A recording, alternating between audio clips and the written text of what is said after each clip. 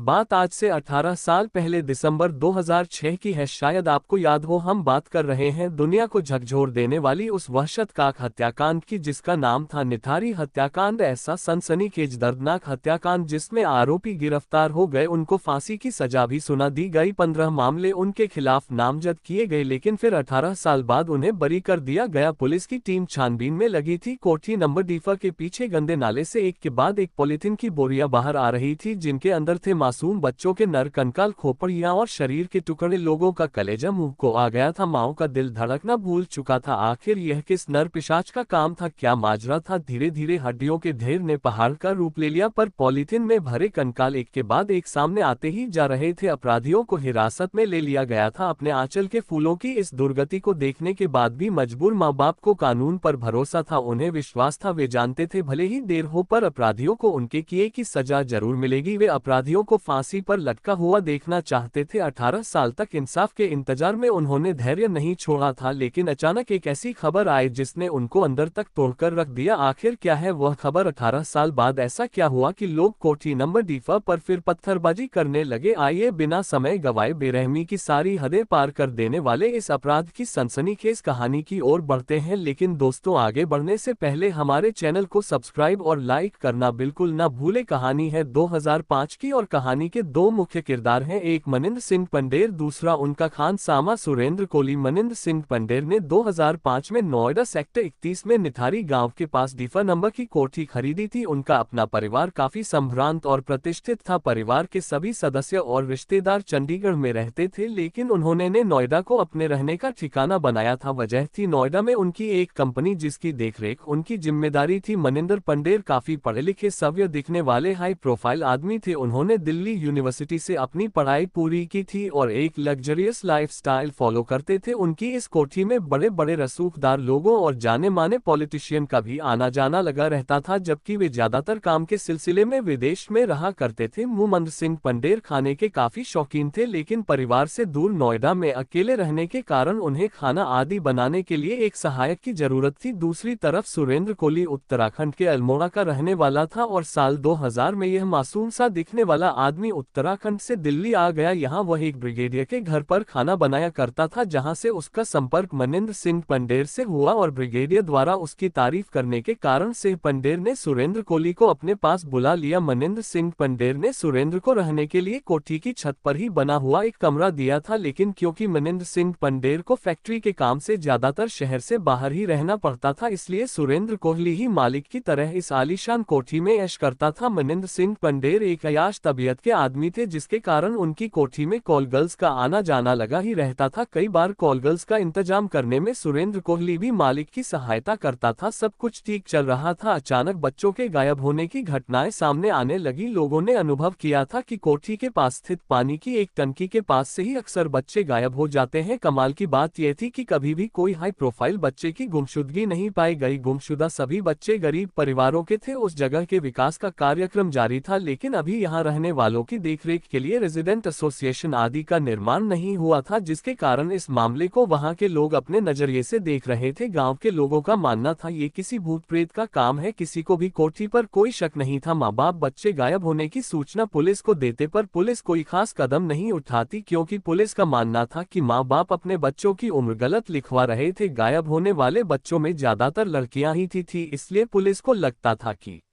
वह किसी के साथ घर छोड़कर भाग गई होंगी, फिर खुद ही वापस आ जाएंगी, क्योंकि किशोरावस्था में गरीब तबके के लोगों में होने वाली यह आम बात थी। लेकिन लोगों का ध्यान कोठी डीफा पर तब गया जब 29 दिसंबर 2006 में एक महिला जो घरों में चौका बर्तन का काम करती थी, काम की जरूरत होने के कारण काम की बात करने गई। इसने मनिंदर सिंह पंडेर की कोठी पर पहले भी साफ सफाई का काम किया था, लेकिन प्रेगनेंसी के कारण उसे यह नौकरी छोड़नी पड़ी थी। बच्चा होने के बाद वह फिर से उस कोठी पर काम करना चाहती थी, इसलिए इस लालच में कि काम जरूर मिल जाएगा वह कोठी में गई। लेकिन उस दिन के बाद से महिला कहीं भी दिखाई नहीं दी, उसका कोई अता पता नहीं चल पाया। उसके जान पहचान और परिवार वालों ने उससे बहुत ढूंढा, पर वह नहीं मिली, तो परिवार वालों ने पुलिस से शिकायत की, लेकिन पुलिस ने रिपोर्ट दर्ज नहीं की थी। उसके घर वालों को शक था वह कोर्ट से बाहर नहीं आए, लेकिन इस मामले ने नया मोड़ तब लिया जब 7 में 2006 में पायल नाम की लड़की लापता हो गई। यह खबर ऐसी थी जिसने जैसे एक नया पिटारा खोल दिया हो, वह भी ऐसा जो सबकी कल्पना से भी परे था। उसने अपनी गवाही में बताया कि पायल उसके रिक्शे में मनेंद्र पंडेर की इस खूनी कोठी में रिक्शे से आई थी। उसने रिक्शे वाले को कोठी के बाहर रुकने को कह वापस आकर पैसे देने की बात कही थी। काफी देर बाद जब वह वापस नहीं लौटी तो रिक्शा वाले ने पैसे लेने के लिए कोठी का गेट खटखटाया। इस पर सुरेंद्र कोहली ने बताया कि पायल तो काफी देर पहले जा चुकी है, जबकि रिक्शे वाला कोठी के सामने ही था। उसने पायल को निकलते हुए नहीं देखा, उसे शक हुआ। उसने यह बात तुरंत पायल के घर वालों तक पहुंचा दी। पायल के पिता नंदलाल ने आनन फानन में एफआईआर लिखवाई और साफ कहा कि उनकी बेटी कोठी से गायब हुई है। पायल के पिता पुलिस पर दबाव बनाने लगे। पुलिस ने गौर किया कि इस घटना के पहले ही निठारी से लगभग 1 दर्जन से ज्यादा बच्चों के गायब होने की रिपोर्ट दर्ज हुई थी। पुलिस को मामले की गंभीरता नजर आई और कुछ बड़ा घपला होने के अंदेशे से पुलिस आनन फानन में एक्शन में आ गई। पुलिस ने कोठी डीफा पर छापामारी की और जब वे कोठी के अंदर दाखिल हुए तो उन्हें वहां काफी शराब की बोतलें और आपत्तिजनक तस्वीरें फैली हुई मिली। पुलिस को जांच में कोठी के अंदर से पायल का फोन और पायल के कपड़े बरामद हुए। पुलिस ने उस नंबर के कॉल की डिटेल निकलवाई तो पुलिस को मुंबई से लेकर और भी तमाम जगहों के नंबर मिले। उन नंबरों की जांच की गई तो मनेंद्र सिंह पंडेर और कॉल गर्ल्स के संपर्क से जुड़े काफी सुराग बाहर आ गए, लेकिन जांच में इसके सिवा कोई ऐसी खास चीज नजर नहीं आ रही थी कि उन्हें गिरफ्तार कर लिया जाए। लेकिन अपराध अपना पता खुद देता है। पुलिस के साथ ही लोकल लोग भी अंदर आ गए थे। कुछ लोगों ने नोटिस किया कि कोठी के बैक साइड में एक बड़ी ग्रिल लगी हुई थी जिसके पीछे एक गंदा नाला बहता था। लोगों ने देखा कोठी के ठीक पीछे वाली जगह पर नाले में काफी मात्रा में पॉलीथीन की बोरियां पड़ी थी। तुरंत पुलिस को सूचना दी गई। वहां पर तफ्तीश करने से पुलिस का शक बढ़ गया तो उन्होंने तुरंत नगरपालिका से सफाई कर्मचारियों को बुला उन बोरियों को निकलवाना शुरू किया और जब उन बोरियों को खोलकर जांच कराई गई तो जांच के बाद पुलिस कर्मियों के भी पसीने छूट गए, क्योंकि बोरियों में बच्चों के नर कंकाल भरे हुए थे। कुछ बोरियों में बच्चों की खोपड़ियां थी, कुछ में हड्डियां और बहुत से स्कूल बैग भी बरामद हुए थे। कोठी के पीछे नाले में ये बोरियां दूर तक फैली पड़ी थी और उनमें से हड्डियों के निकलने का सिलसिला खत्म ही नहीं हो रहा था। मामले की गंभीरता को देखते हुए पुलिस ने इसकी जांच सीबीआई को सौंप दी और इस जांच में एक मासूम से दिखने वाले ऐसे आदमखोर नरपिशाच का राज सामने आया जिसने 1-2 नहीं बल्कि 17 मासूम बच्चों को अपना शिकार बनाकर दरिंदगी की सारी सीमाएं तोड़ दी थी। जांच में डीएनए सैंपलिंग की गई थी जिसका मिलन उन पीड़ित परिवार के लोगों से करवाया गया जिन्होंने बच्चे गायब होने की कंप्लेन करी थी और सारे केसेस सामने आ गए। 8 फरवरी 2007 को सीबीआई की स्पेशल कोर्ट ने मनेंद्र सिंह पंडेर और सुरेंद्र कोहली को 14 दिनों के लिए सीबीआई की कस्टडी में भेज दिया और 28 फरवरी और 1 मार्च 2007 को इस दरिंदे अपराधी सुरेंद्र कोहली ने दिल्ली में अपना इवाले बयान दर्ज करवाया जिसमें उसने कबूल किया कि वह गांव के भोले भोले मासूम बच्चों को बुलाकर पहले उन्हें गला घोंट के मारता, फिर उनके निर्जीव शरीर के साथ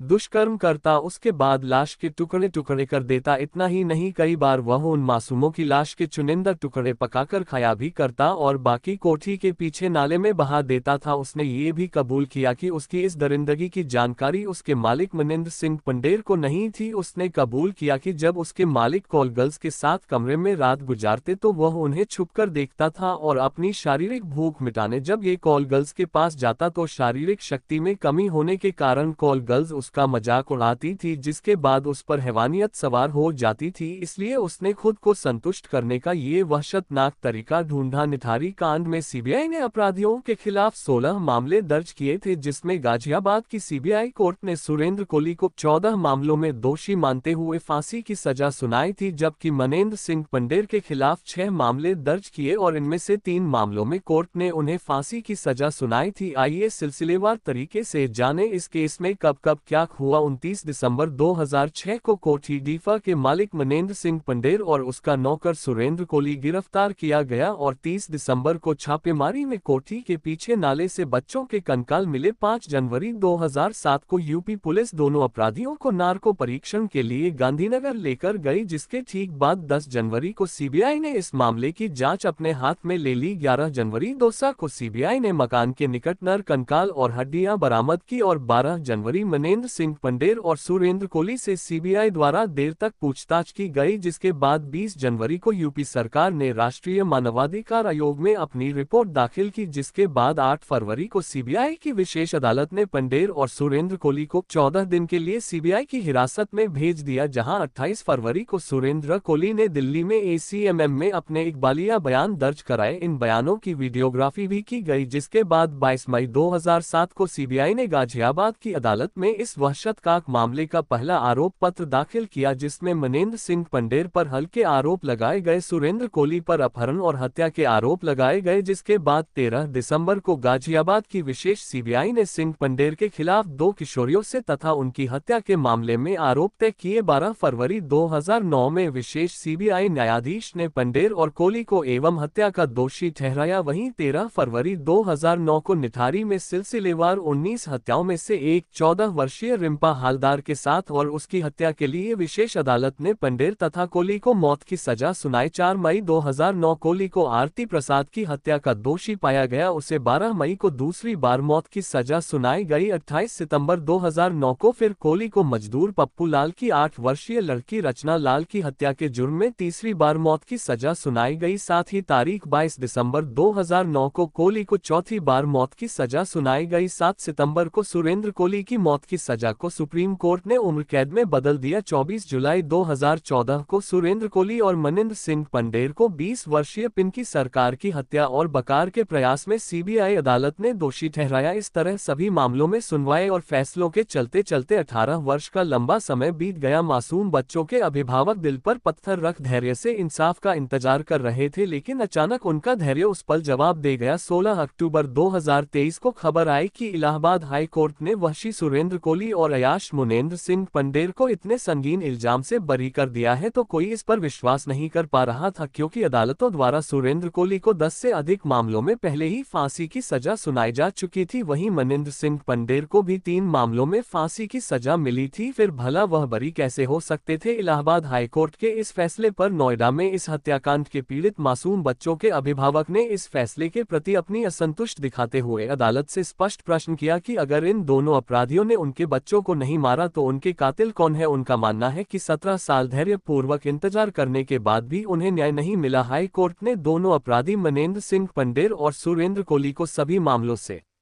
बरी करते हुए फैसले पर सफाई देते हुए कहा कि सीबीआई ने केस की शुरुआत में मनेंद्र सिंह पंडेर और सुरेंद्र कोहली दोनों पर इस हत्याकांड का पूरा आरोप लगाया था, लेकिन बाद में इस मामले में सिर्फ सुरेंद्र कोहली को ही आरोपी बनाया गया और सारा दोष उस पर मर दिया गया। अदालत के अनुसार केस से संबंधित सभी कंकाल पुलिस को नाले से मिले थे, जो निठारी में बनी कोठी नंबर D5 और D6 दोनों की ही सीमा पर थे। साथ ही इस केस में एक भी कंकाल की बरामदगी मनेंद्र सिंह पंडेर के घर से नहीं हुई थी। सभी शवों के धड़ गायब थे और शक जताया गया कि यह मामला अंगों की तस्करी का भी हो सकता है, क्योंकि छोटे बच्चों के अंग प्रत्यारोपण की बेहद मांग रहती है। साथ ही शवों को जिस तरह से काटा गया था उसमें किसी अनुभवी डॉक्टर के शामिल होने की आशंका थी। मनेंद्र सिंह पंडेर की कोठी D5 के ठीक पड़ोस D6 में रहने वाले डॉक्टर अमित, जिन्हें मानव तस्करी के अवैध कारोबार के रूप में पकड़ा भी जा चुका था, उनका बयान पुलिस द्वारा कभी लिया ही नहीं गया। साथ ही शवों का पोस्टमार्टम करने वाले डॉक्टर अमित ने भी यह शक जताया था कि एक शव को सड़ने में 3 महीने का समय लगता है और पूरी तरह सड़ने में लगभग 3 साल तक का समय लग जाता है। अगर कुछ बच्चे 1 साल पहले गायब हुए थे तो उनके शवों की हड्डियां क्यों मिल रही थी। याद रहे कि इस केस में सुरेंद्र कोहली और मनेंद्र सिंह पंडेर ने और कत्ल के मामलों की बात खुद कबूल की थी और जांच में भी सामने आया था कि 19 बच्चों और महिलाओं के साथ हत्या और किया गया था और बाद में शव के टुकड़े टुकड़े किए गए थे। पुलिस जांच में भी कोहली ने नरभक्षण की बात कबूल की थी। दरअसल हमारा कानून सबूत मांगता है और इस केस में 3 ऐसी चीजें थी जिसका फायदा कोहली के वकीलों को मिल गया। आइए जानते हैं वह 3 चीजें क्या थी। सबूत इकट्ठा करने में लापर अपराधियों के बयानों के टेप का गायब होना और फॉरेंसिक सबूतों की कमी। लेकिन हाई कोर्ट के इस फैसले के बाद अभी न्याय के दरवाजे बंद नहीं हुए। सुप्रीम कोर्ट का दरवाजा अभी भी पीड़ितों के लिए खुला हुआ है। सुरेंद्र कोहली और मनेंद्र सिंह पंडेर पर आए हाई कोर्ट के फैसले को सीबीआई ने भी इस फैसले को सुप्रीम कोर्ट में चुनौती देने की बात कही है। सीबीआई के वकील संजय कुमार यादव का कहना है कि इन्हीं सबूतों के आधार पर अदालत ने को मिली फांसी की सजा पर मुहर लगाई थी। ऐसे में हाई कोर्ट का यह फैसला हैरान कर देने वाला है। इन सबके बीच सबके दिमाग में यही सवाल अब भी है कि अगर वे दोनों कातिल नहीं तो उन मासूमों की हत्या किसने की, बेरहमी से उनके साथ दुष्कर्म फिर टुकड़े किसने किए, आखिर इस घिनौने कृत्य का जिम्मेदार है कौन। फैसला आप करें और कमेंट करके जरूर बताएं आपकी नज़र में क्या सही है। मगर आपके अनुसार इन आरोपियों का अगर गुनाह साबित हो जाता है तो इसे क्या सजा मिलनी चाहिए, कमेंट बॉक्स में जरूर बताएं। अगर आपने अब तक इस चैनल को सब्सक्राइब नहीं किया है तो जल्दी से चैनल को सब्सक्राइब कर लीजिए, साथ ही बेल आइकन दबाकर नोटिफिकेशन भी जरूर ऑन कर लीजिए। क्राइम की दुनिया से जुड़ी ऐसी ही दिल दहला देने वाली सच्ची कहानियों के लिए हमारे साथ जुड़े रहे। धन्यवाद।